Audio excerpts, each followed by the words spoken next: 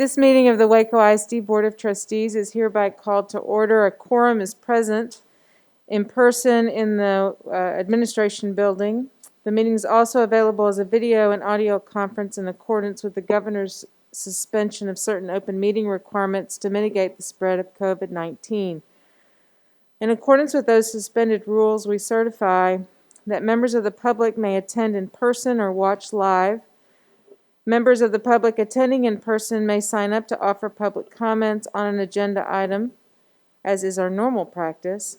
Members of the public who are not attending were instructed to submit comments in writing to Joshua Wucher by email by 10 o'clock last night. Members of the board who are not physically present in the boardroom may be participating via video conferencing application, which allows for two-way communication, and all items to be discussed or voted upon have been posted in accordance with state law. If you have questions about the suspended open meeting requirements, please contact the Office of the Attorney General by calling 888-672-6787 or by emailing toma@oag.texas.gov. At this time, the board's going to go into closed session pursuant to the Texas Open Meeting Act, Section 551 of the Texas Government Code, 551.074 regarding personnel. We will be reconvening in open session, hopefully before 7 o'clock. No action will be taken in closed session, so hopefully we'll return shortly. Thank you.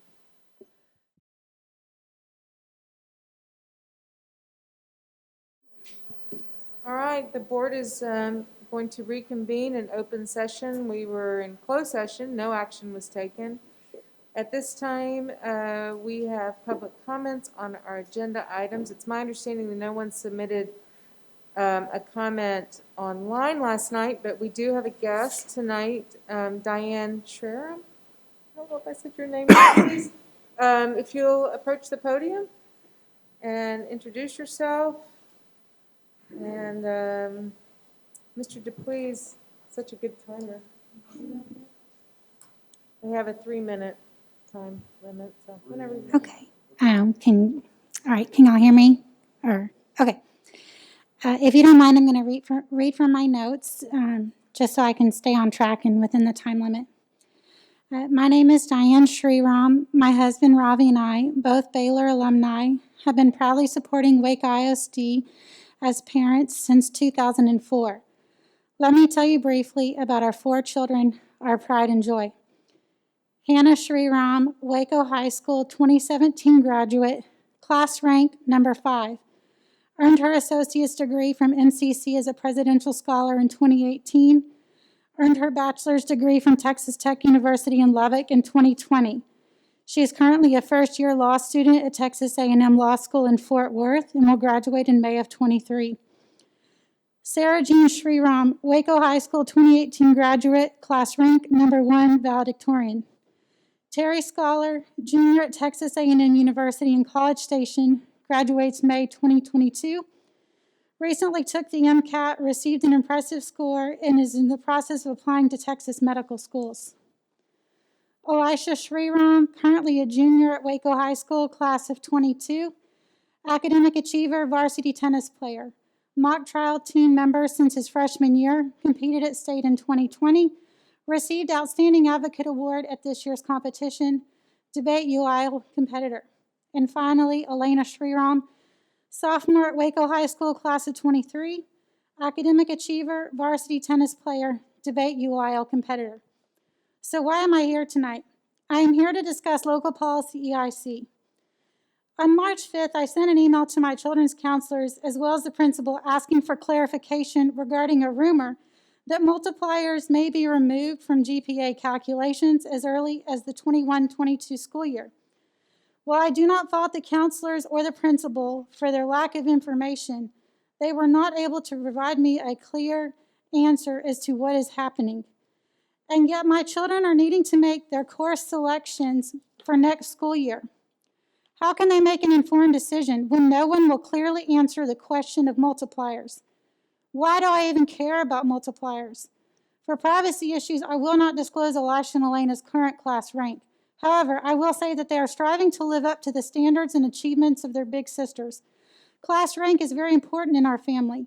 That means that courses are selected not just on graduation requirements and course content, but also on whether or not the course has a multiplier. I cannot fathom any logical reason for why the school board would choose to eliminate multipliers from GPA calculations. I ask that you would share your reasoning at some point. It's not just the GPA and class rank that matter to me as a mother. 3 of my 4 children are skilled violinists. Hannah played up until 11th grade. She quit her senior year because the program had declined so much that it was no longer worth her time. Ask yourselves why the fine arts music program is declining at the high school level. Elisha and Elena quit violin after their freshman year once they met their 1-year fine arts requirement for graduation. They have not touched their violins since. It's awful. Without a multiplier, they could not afford to waste that class period when they could replace it with a class that has a multiplier.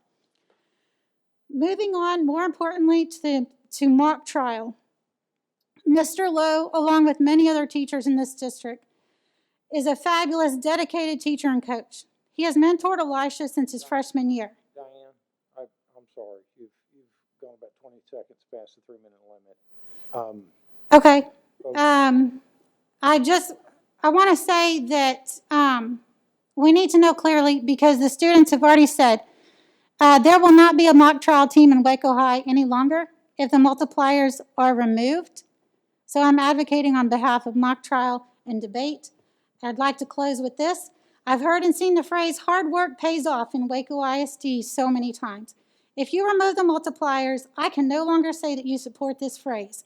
Why should students put in the extra hours and effort for courses such as mock trial and debate if you afford them the same weight as any other class? I ask you to consider keeping the multipliers in place and not removing them. Thank you for your time. Thank you. I hope you'll stay. We're going to get to that item very quickly, and hopefully all your questions will be answered. I don't think it applies to your children because the sophomores, it won't apply to your daughter. But I'd encourage you to stay and listen to the report so you get more information. And I'm kind of had chills listening to the success of your students as graduates of Waco ISD, so thank you for sharing that. Very exciting.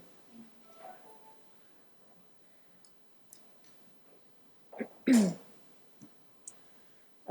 do have some special recognitions tonight. Mr. Woocher. We do. Okay, I'll give the presentation a moment to get up, but tonight we're going to start with the Texas Art Education Association, recognizing March as Youth Art Month, and each year districts across the state invites students to submit artwork made by pre-K through 12th grade students to be selected for exhibition in the Youth Art Month State Capitol Artwork Exhibit in Austin. The 2021 exhibit, which is featuring student art from more than 60 school districts, is on display from March 7th to the 27th at the Bob Bullock Texas State History Museum. Still some time to see it. For the 3rd year in a row, Waco ISD students have had their work selected for this honor. Here is one of those students, Brenda Hernandez Sanchez from University High School, and her piece, Captivate. Natalie Rodriguez from Cesar Chavez Middle School. And a big congrats to their art teachers, Renee Ebeling from University High and Bonnie Holmstrom from Cesar Chavez. The Texas Art Education Association hosts the annual Texas Elementary Art Meet, also known as TEAM, a visual arts event recognizing exemplary student artwork. Entries are judged for proficiency in categories included critical thinking, aesthetic judgment, influence, elements of art, technical skills, among others. 11 of Waco ISD's elementary campuses competed this year, with Waco ISD submitting the highest number of entries at the regional level and earning a total of 69 gold medals and 5 ribbons. Additionally, the following ISD students earned the designation of Top of Team. It's the equivalent for qualifying for state, given to works in the top 10% of entries. Here is one from Lily Allen, Hillcrest PDS, a 4th grader. Really cool picture of pyramids at night. This is Cora Cooper from Lake Air Montessori, a beautiful picture of a Hawaiian sunset from Lake Air. Kara Gayton, a 5th grader from Hillcrest. Aries Lucero from Parkdale. Pretty neat shark there on the left. Derek Osborne from Crestview Elementary School, a musical fan. Ellie Pressure from Hillcrest PDS as well, a really cool snowman. Eduardo Santa Cruz Madrigal from Crestview as well, some really cool work there. And Major Silva, also from Hillcrest PDS, a Rocky Shores picture.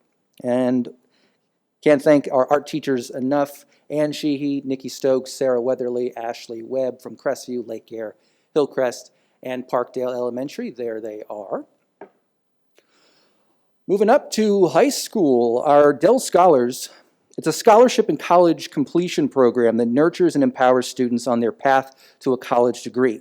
Since starting the program in 2004, the Michael and Susan Dell Foundation has supported 5,000 scholars, including more than 2,000 college graduates. The program recognizes and assists students in underserved populations, students who are often among the first in their families to attend college, with many having overcome personal challenges in their pursuit of higher education.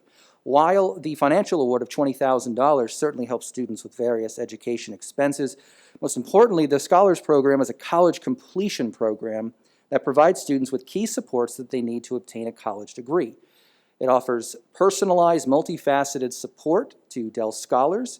It extends beyond the financial support. A laptop is provided, textbook credits, offering students and their families services and solutions to address issues that can create major barriers to student success. Here we have Giovanni Almanzan from University High School, a 2021 Dell semifinalist. For college, Giovanni is deciding between MCC and TSTC, two great local choices. So in January, it's when two Waco seniors were announced as semifinalists. One of these, as I mentioned, Mr. Almanzan, and then our 2021 Dell Scholar from University High School, Daryl Thomas, who will be a Horned Frog, attending TCU. Congratulations to both of them.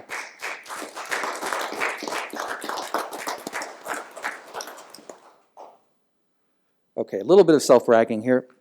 The Texas School Public Relations Association, also known as TSPRA, holds its annual STAR Awards to provide recognition for outstanding education communications and projects of its members. And independent or impartial judges evaluate each work and project based on a set of criteria. They award gold, silver, and bronze stars, as well as best category, crystal and platinum certificates.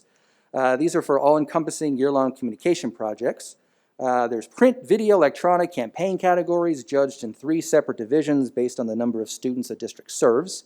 Bronze Star Awards are given for entries that achieve their purpose with creativity, craft, and skill, while Silver Star Awards are given for entries that achieve their purpose with noticeable creativity, craft, and skill. Gold Star Awards are awarded for entries that not only achieve the purpose, noticeable creativity, craft, and skill, but in the opinion of judges do so in an exceptional way. The 2020 Gold, Silver, and Bronze Awards were announced at the organization's annual conference held last month in Denton. Very proud of my team. Generally, they're the behind-the-scenes folks, so I'm really happy to be able to recognize them this evening. This is a piece as a Silver Star Award for writing. Students excel at local science and engineering fair from Mary Center, an article about Atlas Academy's science fair. Here's a hashtag campaign, Curbside Kudos, receiving the Silver Award for a social media campaign, courtesy of Laura Robertson and Abby Ramirez.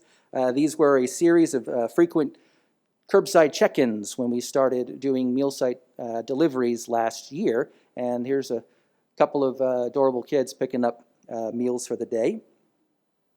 Over here is our Gold Star Award, a big one for Mary Center. A photo subject is the category. That is young Louis Armstrong. This was part of the 2020 Waco High School Black History program. And one that was very much a collective team effort, Gold Star Award for a social media campaign, hashtag Waco ISD Reads, where we were encouraging students over the summer to grab a great book, read daily, post a picture of it, get creative with where they were reading, and tagging your friends. So don't worry about the guy all the way on the left. But Jesse Bateo, Stephanie Hines, Abby Ramirez, Margarita Ramirez, Laura Robertson, and Mary Center, our amazing communications team. Congrats.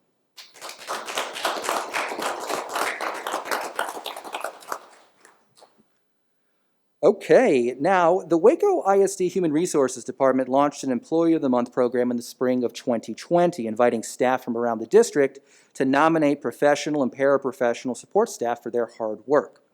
Due to the continued high number of submissions, not a bad thing, 4 employees, 2 professional staff members and 2 members of our paraprofessional support staff were surprised with the announcement that they had been selected as Waco ISD's Employees of the Month for January. So starting off, we have Carolyn Christian and A.C. Stone. Ms. Christian is a primary literacy aide in Mountain View Elementary School, also nominated by campus principal Melissa Pritchard, and selected because she goes above and beyond every day. Due to unusual and challenging circumstances this year, Mrs. Christian has helped the classroom's long-term substitute review seesaw assessments, take attendance each day, making parent contacts, and assisting in completing reports. She also pulls students for intervention and helps to cover any area in the campus where coverage may be needed. Mrs. Christian is, quote, truly an asset to Waco ISD in Mountain View Elementary. Congratulations to Mrs. Christensen.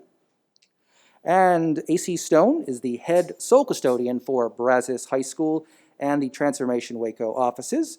He received multiple nominations highlighting his dedication, work performance, and the pride he takes in his work.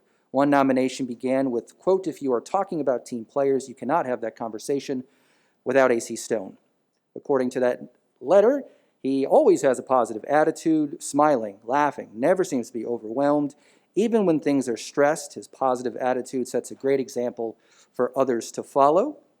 Another nominator from Central Admin noted, although that they see many buildings throughout the district, they are consistently impressed by Brazos High School because of the care of his work. Mr. Stone is considered a blessing to his department supervisors and peers. Congratulations to them. And our professional staff employees of the month for January, Cecilia Paget and Melanie Spark. I'm going to go ahead and start with Ms. Paget, a homeless outreach department, a parent community specialist, rather, for the district's homeless outreach department. She was selected because she has taken the initiative to assist Waco ISD families experiencing homelessness in any way possible. When she learns of a need for a family, she works to find and deliver supplies, even if not easily available. She works closely with their campus PEAM staff to follow up on students in foster care or who may otherwise need assistance. With a department of all new staff this year, Cecilia has organized the workflow to ensure her department runs smoothly and efficiently to better serve Waco ISD, according to her supervisor, who said, we couldn't serve our students and families as we have done without Cecilia's help and hard work. Big congratulations to her. And Melanie Spark, music teacher at Alta Vista Elementary, nominated by campus principal Lindsay Helton, selected because she worked tremendously hard to plan a special holiday performance that brought joy and cheer, but also kept students and staff safe. Instead of a traditional live performance, she planned for every class to be recorded, including special speaking parts, which were made into a video for families to enjoy over the holidays. Despite COVID-19 restrictions, Mrs. Spark has, quote, shown determination to create a special holiday memory for her students and their families. We congratulate both of them, our January professional employees of the month.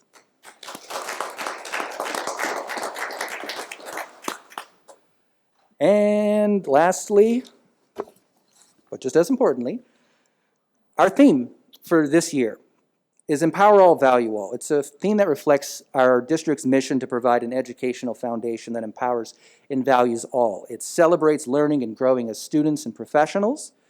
We recognize that when individuals feel empowered and valued, their ability to overcome challenges, grow, and succeed is strengthened. We also recognize that no individual or organization can thrive and accomplish these goals and missions alone, and instead we are at our best when families, employees, and the community join together to realize our shared hopes and dreams and empower and value all of our students and staff.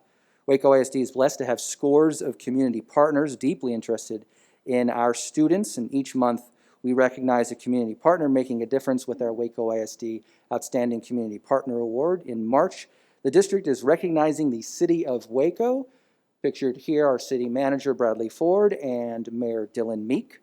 The City of Waco has partnered with and supported our school district in many ways over the years.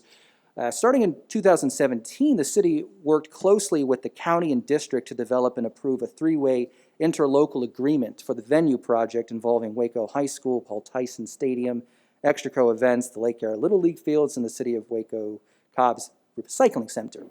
In November and December of last year, the district and city finalized an additional interlocal agreement that we're very proud of, a free teacher and student library card for Waco ISD faculty, and a free e-card for all of our Waco ISD students. And during the severe winter weather in February, the city manager and city staff maintained open lines of communication and support regarding the status of water leaks and services and power outages to assist district staff with facilities maintenance and decisions regarding the ability and timeline to reopen campuses. And most recently, area school districts, the City of Waco, McLennan County, Waco, McLennan County Public Health District, and Ascension Providence worked collaboratively to provide 1,500 COVID-19 vaccinations to area school employees during a clinic held March 11th to the 13th. Mayor Dylan Meek, City Manager Bradley Ford accepting the award virtually. We thank them and the entire staff of the City of Waco.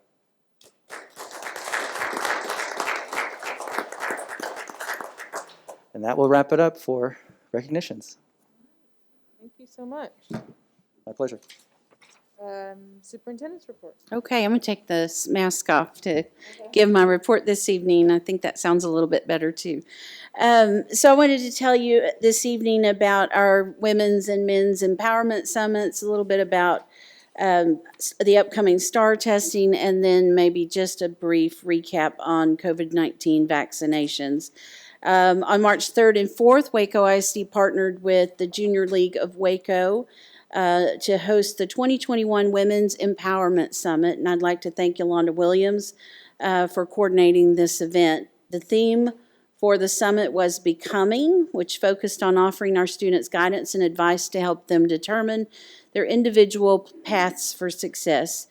Over 200 students participated in a Zoom webinar, including groups pictured here from Indian Spring Middle School, Tennyson Middle School, and University High School. The summit's keynote speaker emphasized the importance of valuing one's own self, embracing individuality, and staying true to yourself. Following the keynote, students participated in a Q&A session with a panel of doctors from the local community. I was very honored to have been a part of the Women's Empowerment Summit. I got to speak to the students at the beginning and stayed on with them throughout the event, and it was really nice. And so we're just really excited to see where this takes our students and their dreams. For the Men's Empowerment Summit, which was held on March the 17th, Waco ISD collaborated with the Baylor's University's Community Relations Cultural Wealth Department under the direction of Cuevas Peacock for the summit. The 2021 theme was A Tie That Binds. Prior to the summit, students ranked the topics they were most interested in learning using a Google survey to determine their sessions. City of Waco Mayor Dylan Meek, pictured on the bottom right, provided opening remarks. Then each student attended 3 40-minute sessions, which covered a range of topics, including occupations, personal development, and general hobbies. You can see from some of those groups, you can see Waco High School in Indian Spring in the bottom, and Baylor football head coach Dave Aranda on the top left, who offered a strong closing message. And the summit concluded with each young man, like those here from Cesar Chavez Middle School, receiving a tie to symbolize the importance of building strong ties to succeed. It's really well done. Again, thank you to Yolanda for being our liaison with the community to make those two events possible.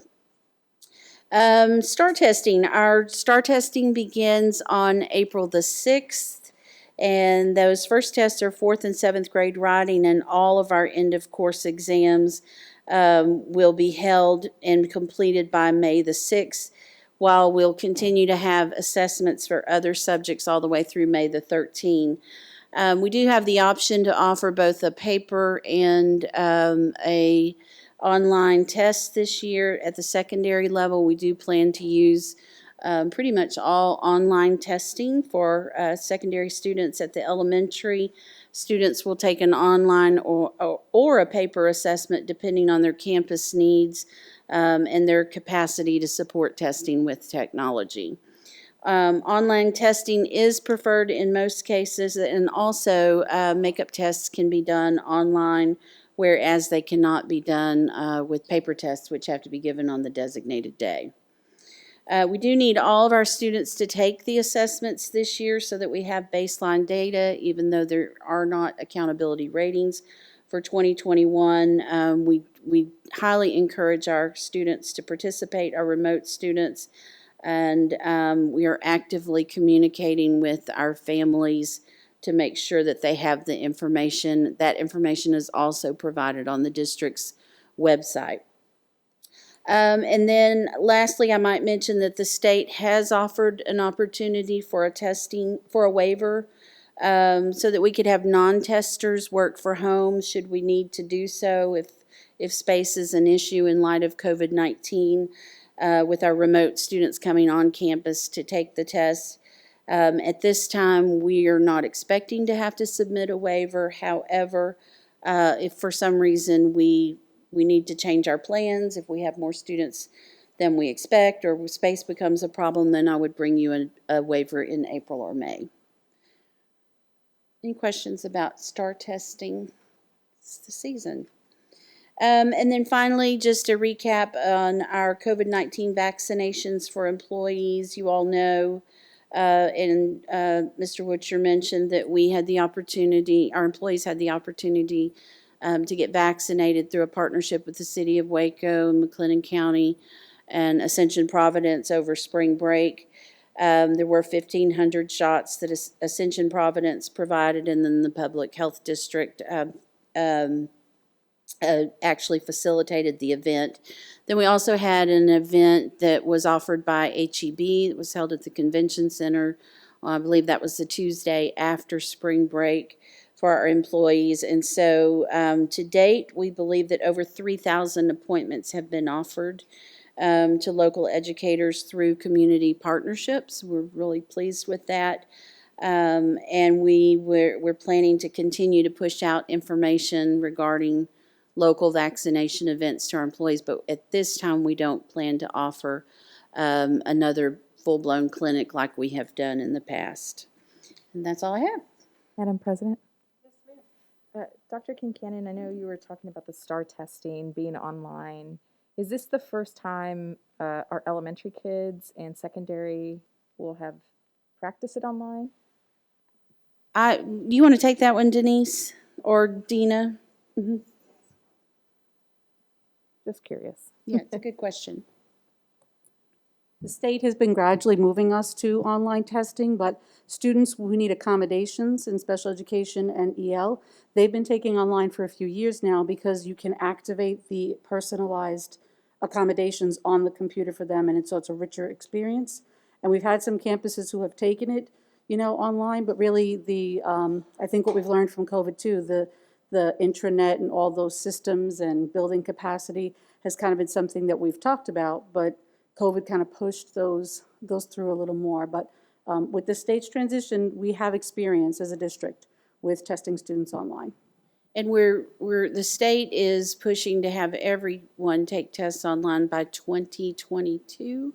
2022, 23, because there's a legislative session right now, so that may get moved. But COVID bumped up a lot when they did a survey from TA and gathered data on readiness in districts.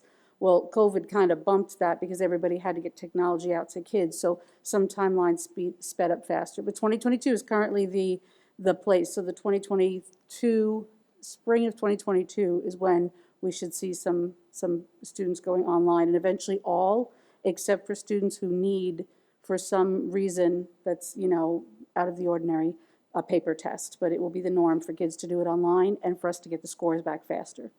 We also, even though we don't have state accountability this year, we do have we're held to the participation rates that are part of the federal accountability system. And so it's really important that we keep our numbers up. And with the online testing, we have multiple dates, testing dates for the online version. And so students who can, if we don't catch them on the first day, there's like five, I think it's like 5 opportunities to take each one of those tests. And so that's a really nice thing. Yeah. For us to have. Because the security's easier with online, because you can randomize the questions easier than you can paper tests. So it kind of makes it a little easier for TA to stretch out the window for kids testing. Okay, thank you. Good question. Thanks. All right, next we have our consent agenda. No one has asked to pull an item for further discussion, although you're welcome to do so now if you'd like. Otherwise, I'll entertain a motion to approve the agenda as presented. Thank you, Mr. Sykes. Second? Thank you, Ms. Corwig. All those in favor, say aye. Aye. Any opposed? Hearing none, passes unanimously. Review and discuss long-range facilities planning. Dr. Kincannon. Sure. This is our standing item for the Community Advisory Committee process. And so we had a full meeting, that was this week, regarding our middle school facilities. And so I know there are several items that we will follow up on with questions from the committee that our team has already started to gather data for. And we're actually meeting with our demographer on Monday to fill in some of those questions. But I just wanted to offer the board an opportunity to provide any feedback that you wanted to from that meeting.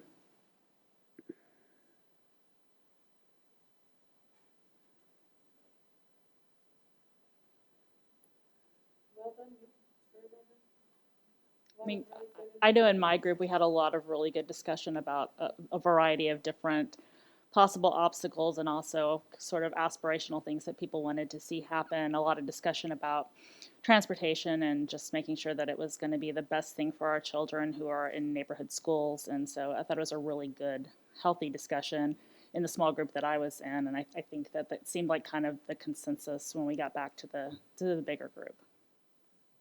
Great. Well, thank you for that feedback. We will start the next meeting with just a review to answer some of the questions regarding middle schools, and then we'll dive into elementaries. And we may not get through elementary in the next meeting, but we're working on a plan for that. So that may take us a couple of meetings, but all in all, pretty good feedback, I think. Yes, sir. Yeah, let me say also, just as a reflection, it's clear that because of some of the, well, President Allen wrote the presentation regarding the financial piece as well as capacities, student counts, growth rates, it's clear that the committee is embracing those concepts and digging deeper and asking for more information and clarification. So the process, I think, is moving along well and allowing them to gain more understanding through more information flow. So I think it's a very good process that we still find the committee is very well engaged. So. Thank you. Madam President? I will say I'm encouraged whenever I hear people talking about our future buildings and saying, I don't think that's big enough. You know, really, yeah, big enough to hold kind of what I think a lot of our community is sensing is, you know, there's some momentum being built literally in Waco ISD and, you know, by updating some of these buildings and the facilities and, you know, that alone allowing a space for collaborative learning, for just these flexible learning spaces that will help increase our teachers' capacity in their delivery of instruction. So I think, you know, I think that is very encouraging, and I tend to agree with them. You know, let's build our buildings a little bit bigger because we just don't know, you know, the whole adage, build it and they will come. I just think that, and some of the, there's an excitement, I think. Yeah, I'm really pleased with the buy-in for the educational vision, and I think, you know, gaining some some of those spaces that allow for student collaboration or small work and small group work and interventions is really important. Really aligns well to the instructional vision that we have and the work that we're doing to put interventionists at every campus this next school year to increase student achievement. So I'm really excited that this is all coming together for our kids. I have been asked more questions about demographic data. You know, the committee's been provided so much information. I actually resent the demographer's report to someone who asked today, was asking questions about enrollment and projections. So it may be helpful to put that back in front of the committee, maybe in a link, before, just here it is, for remember, because I think in the beginning, you know, the information was provided, but I don't think anybody kind of had a place to put that in their head. And now that they're asking a lot of questions about how many kids are here and there. There are a lot of pieces to this work. I'm glad you reminded me about the presentation. We can certainly send that link out. I did reach out to Bob Templeton, our demographer, and we have him scheduled for the May 3rd meeting to give a summary of his full demographic review. So I could send that out to the committee in advance. That'd be helpful. Yeah. So then committee members can ask the questions that now they are curious about with him directly. That'd be really helpful. And then there were a lot of questions about transportation costs, and transportation's reimbursed by the state. How big of a, will we get more information about transportation? Yes, that will be at the top of the next meeting as well. So we're actually meeting with our demographers on Monday just to look at the geocoding of the students, and we have transportation. Cheryl's working on the transportation piece. Madam President? Yes, who is that? On the subject of transportation, thank you for looking at it in terms of where students live, but I think also on kind of the flip side, looking at it in terms of our parents, you know, and their ability to potentially travel to Carver, or what that would, you know, how many of our parents have reliable transportation, I think is an important aspect of the transportation discussion. Sure. Yep, we're happy to do that, and we'll get that to the whole committee at the next meeting. Was there anything else you could think of I mean, there were several things that came up with enrollment, with transportation. Is there anything else that you can think of that you would, information that you would like to have? Detail about Lake Air. Yes, the function, the costs.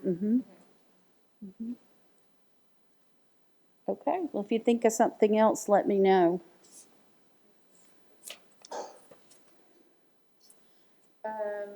Okay, Ms. Davis. Review and discuss a reimbursement resolution expressing intent to finance expenditures to be incurred and take appropriate action.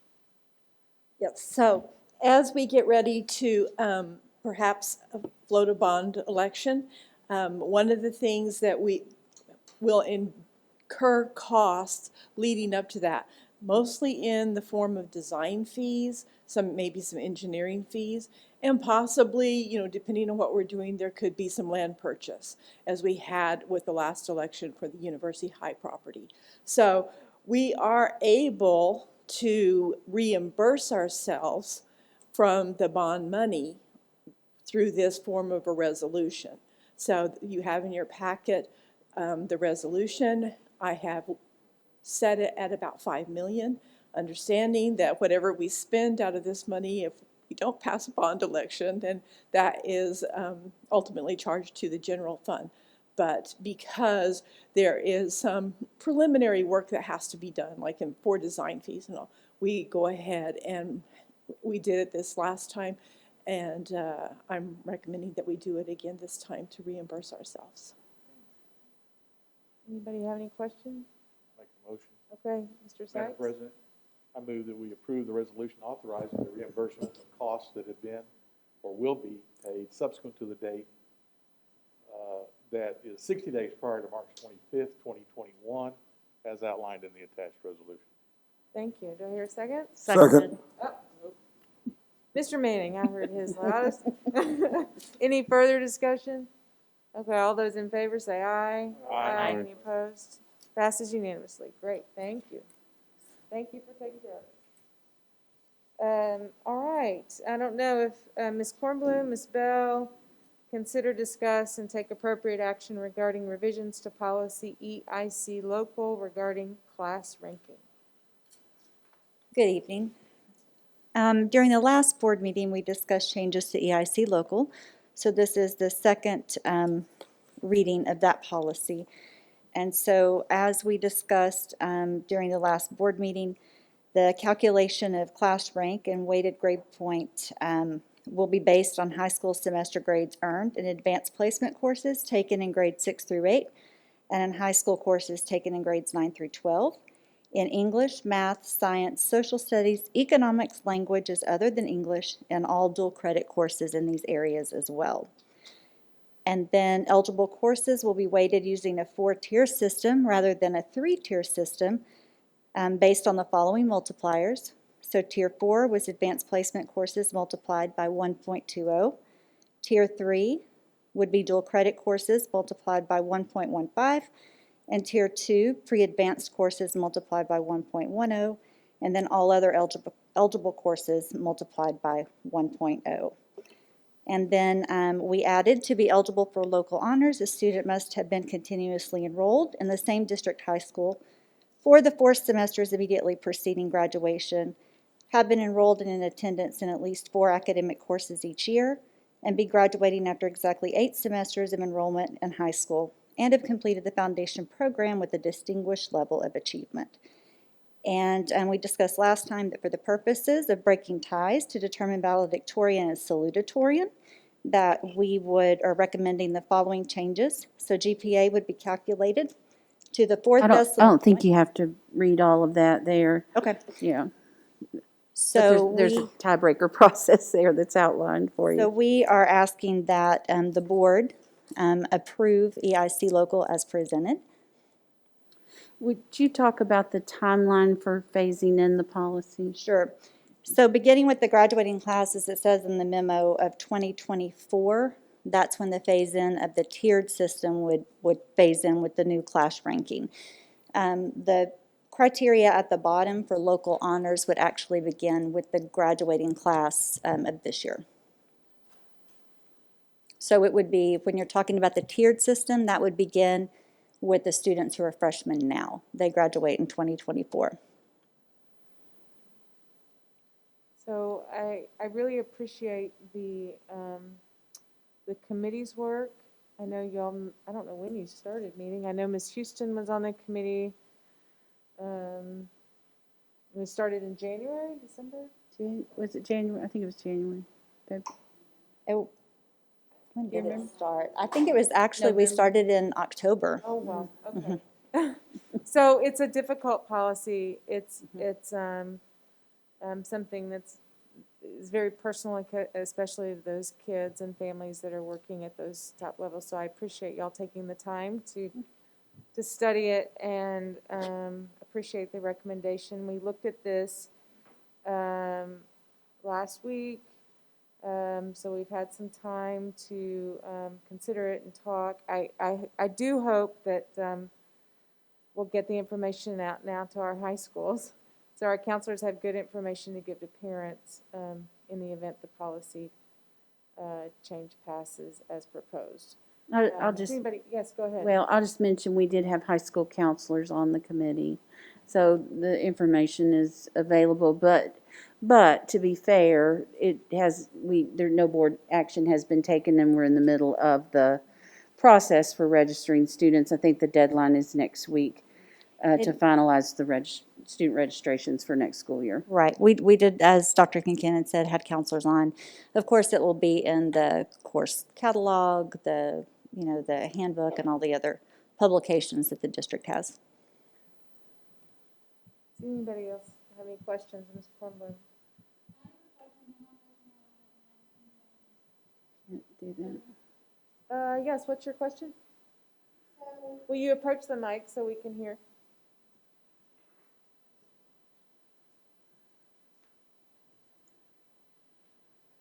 So I'd like to know where mock trial and debate fall in this. Mock trial has been critical to my son's success since he was a freshman. I don't know if it's considered AP or dual credit, or if in 2024 it's just no longer going to be awarded a multiplier. I'd like some clarification on that. That is a good question. That program was really important to my children as well. Ms. Kornblum? And one last question, if you could please explain, why are we even changing multipliers in the first place? What's the reason for changing anything as it is?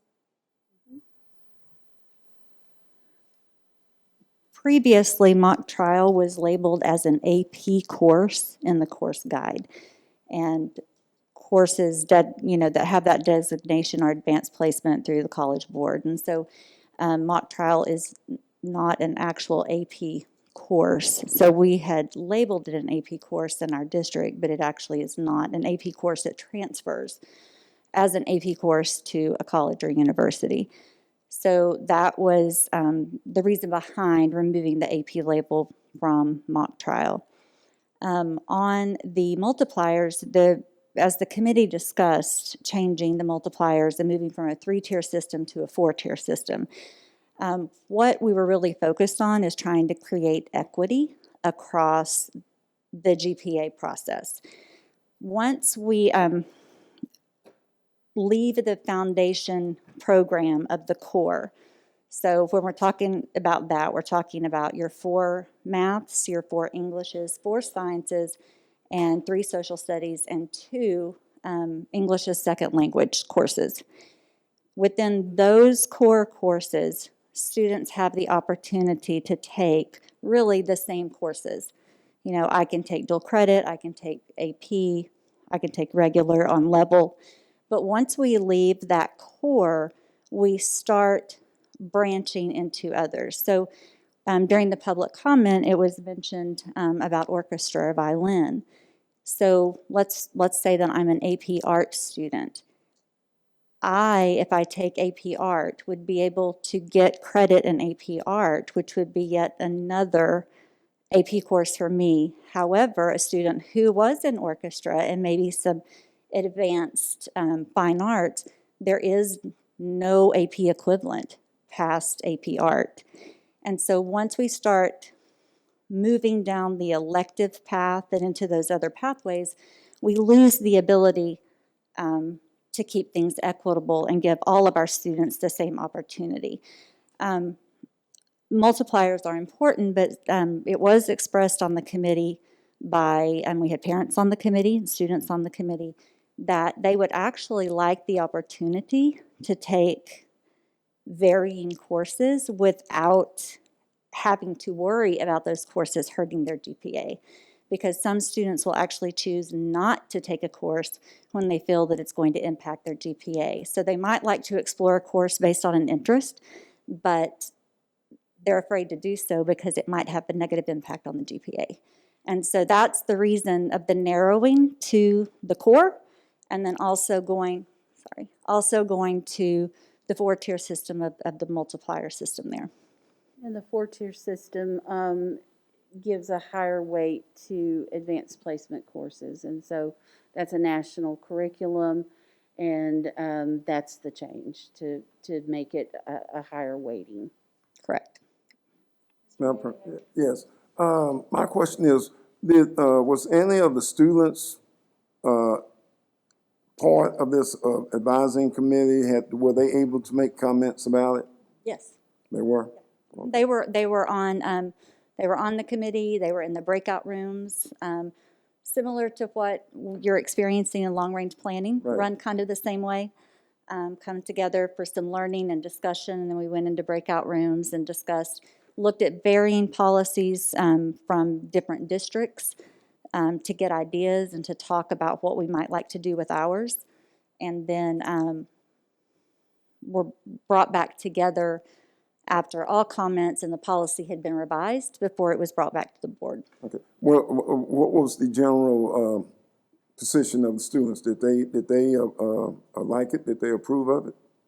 Yes, some were quiet, reluctant to talk because they were in front of a bunch of adults.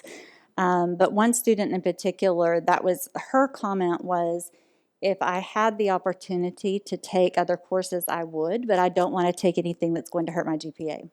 And one of our parents on the board seconded that. You know, she said, I think that this achieves both purposes, and I know that that's something, or how my daughter has felt as well, and I see this policy as being able to alleviate kind of that stress and strain from what students choose to take. Good question. Anybody else have a question? Comment?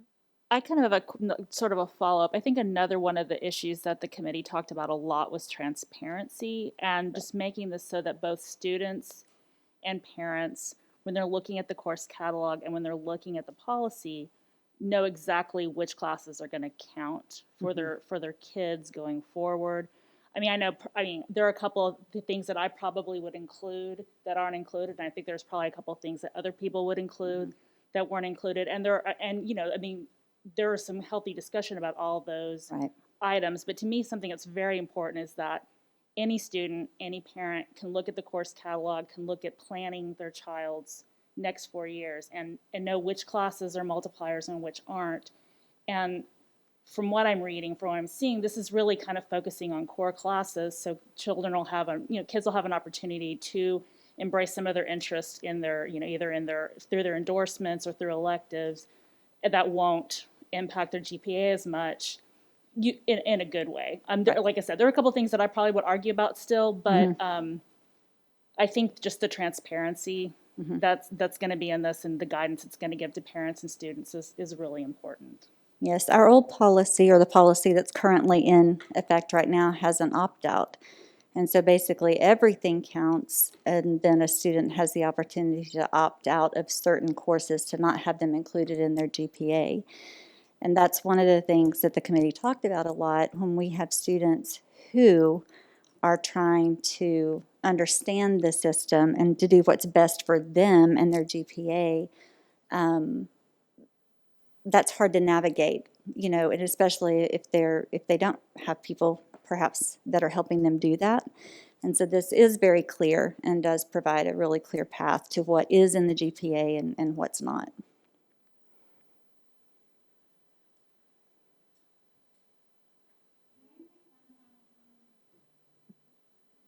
Comment? Okay. Out of order.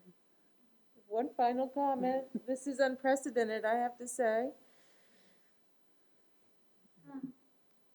Well, I do want to just have some clarification that for my children, nothing is changing for multipliers. Well, I don't think so, but you know what? I would encourage you to take advantage of Ms. Kornblum and Ms. Bell while you're here, and y'all go out in the hallway, and they'll be able to answer all your questions about your kids. Yeah. And I just Rather want than me tell you something that's wrong. I just want to let y'all know that if you take away the AP status from mock trial and debate, you will no longer have competitive teams at Waco High. The students have already said that. And I ask you to really consider whether or not you value those competitive teams. It's a lot of extra work outside of the regular class day. And if you have time to talk to me outside, I will. So, thank you. Okay, any other comment from a member of the board? I'll entertain a motion if y'all are ready to vote.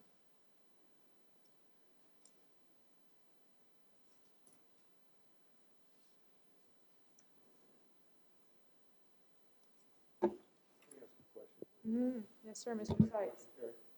Go ahead. I just was to say, move that we heard a microphone. Right, it's on. Green light?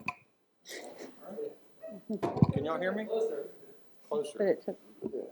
I move that we accept the administration's recommendation and make the specified adjustments to EIC local.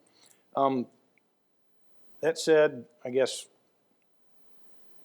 my kids all participated in the mock trial program as well and got a lot out of it. It's less than a foregone conclusion for me exactly, though, that it will cease to exist.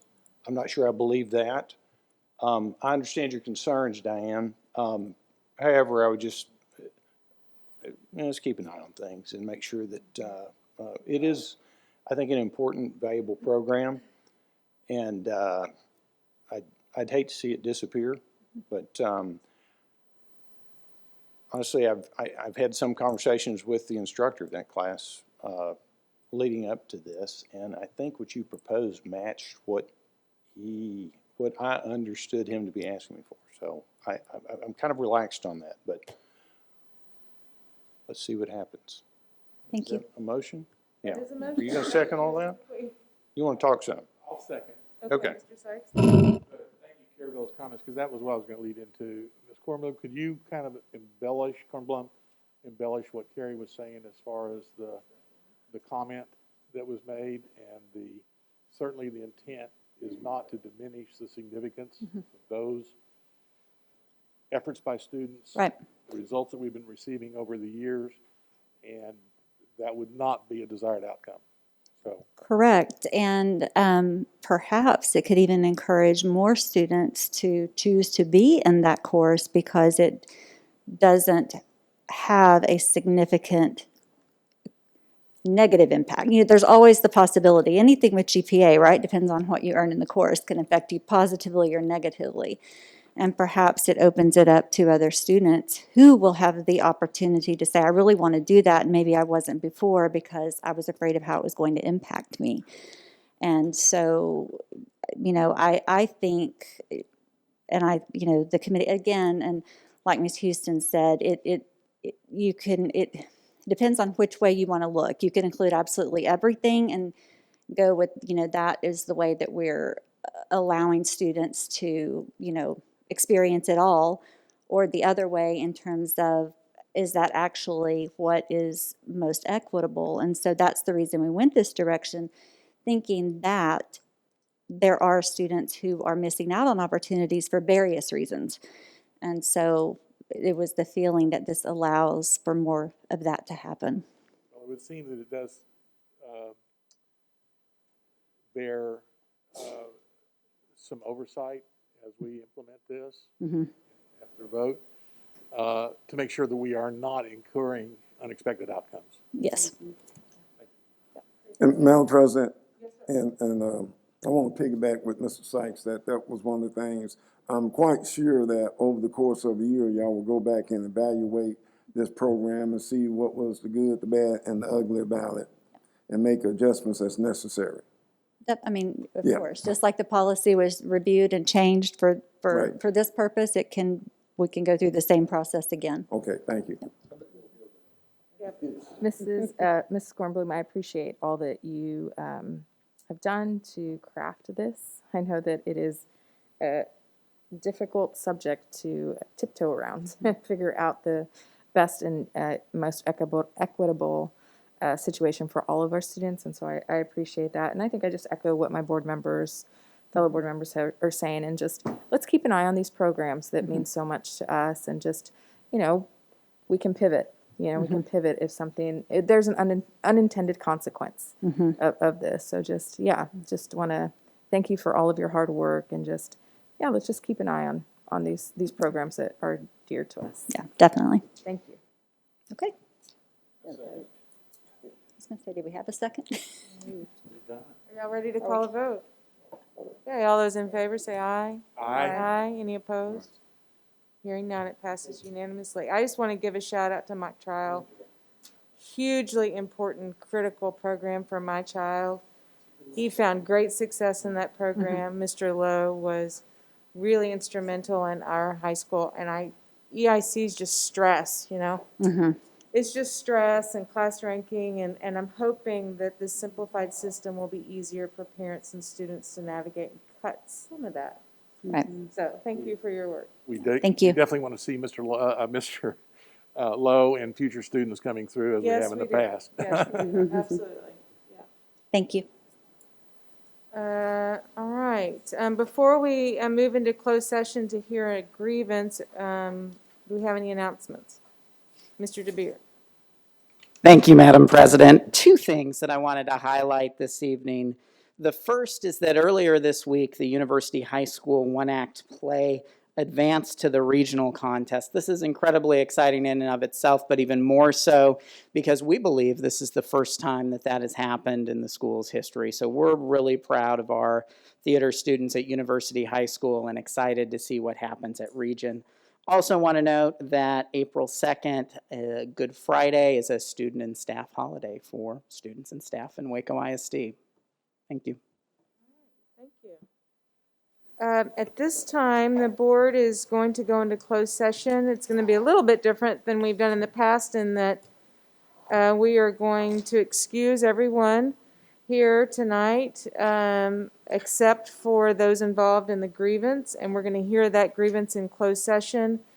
After the grievance, the board will deliberate with council, and then we will be taking action when we return from closed session, but just on the grievance.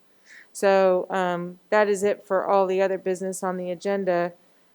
And I have no idea who's staying or going, so I've just got to trust that if you're involved in the grievance, please stay, and we'll set up to begin here in a moment. If you're not, thank you for coming tonight, and be safe.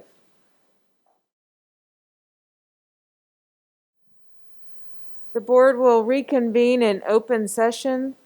We have been in closed session deliberating the grievance item that we previously considered along with council. At this time, I will entertain a motion. Madam President, I move that we affirm the level 2 decision. Thank you, Mr. Dupuy. Is there a second? Second. Thank you, Mr. Sykes. Is there any further discussion? Okay, hearing none. All those in favor of the motion to affirm the level 2 decision, say aye. Aye. Aye. Any opposed? Hearing none, the motion passes unanimously. At this time, the board is adjourned. Good night.